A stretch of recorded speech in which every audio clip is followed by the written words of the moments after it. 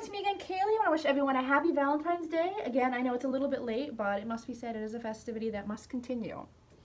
This vlog is mostly going to be about the Spring Open House, which is coming up March 9th, 2019. Depending on the campus, it will vary on the time, so make sure you check online for that on the Conestoga website.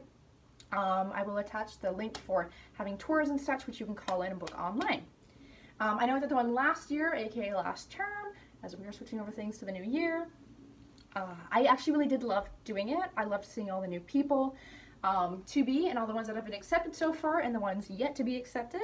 I hope to see you all again, as again, it was really great to see all these people coming around and collabing, talking and being informed on these events and these courses. I know for me, when I was looking at schools beforehand, I really did enjoy doing this, as again, you're being informed about each courses and such, which is something that I value, as I want to know what I'm applying for. So if anyone is still a little iffy and want to learn more about the course still, come to the open house. It's going to be great. I hope to see you guys there. And again, till next time, everyone. See you.